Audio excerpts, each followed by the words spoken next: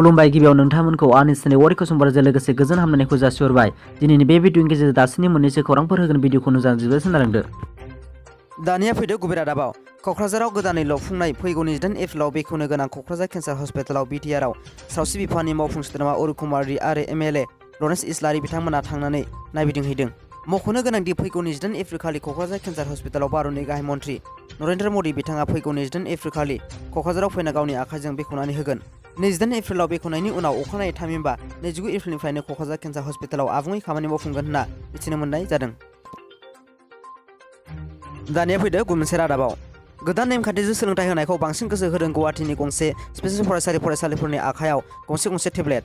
रायजोनि सोरखारि फरायसाफोरनि हालोदा गाज्रि जालांदों। गिबि मन्थ्रिया रायजोनि फरायसालिफोरनि हालोदनि सायाव साननि सिगाङाव बुंदोंमोन फैगौ 10 बोसोराव रायजोनि फरायसालिफोरनि फोरोंगिरिफोरा गावनि गोसोजोंनो आजिरा लानो नांनाय थासारि फैनो हागौ होनना। बेनि गेजेरावनो मोनसे नुथाय बयखौबो मोजां मोनहोनो हादों। दिसपुराव बियाबनि जटियानि फागुना राभा गोजौ फरायसालिनि नुथाय।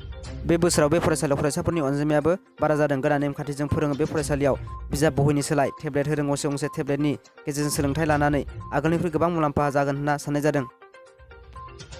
दुखुनि खौरां। गोदान बोसोर दैज्लांनि बार अखाजों रायजोआव गोबां खहा जादों। आसाम स्टेट डिजास्टार मेनेजमेन्ट अथ'रिटिनि सिइअ'आ फोरमायनाय बादिब्ला रायजोआव सारअन्थाइ गावनायजों मार्च दाननिफ्राय दासिम सा 20 सुबुंफोरा थैबाय।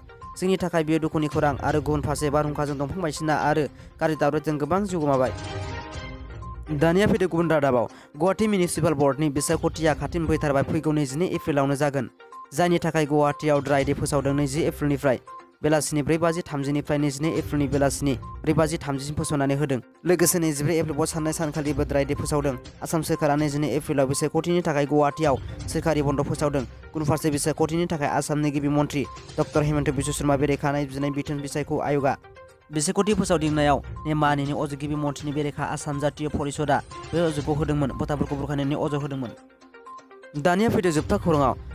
बर' फिसानि थाखाय बाखनायथाव खौरां। उदालगुरि जिल्ला टंलानि देंखोस्रि बर' हादरारि थाखोआव देरहासार जाना बर' हारिनि मुं लाबोदों। मिथिनो मोननाय बादिब्ला मिस इन्डिया कुइन इउनिभार्स 2022 बिमुंखौ बर' आइजो देंखोस्रि बर'आ लाबोनो हादों।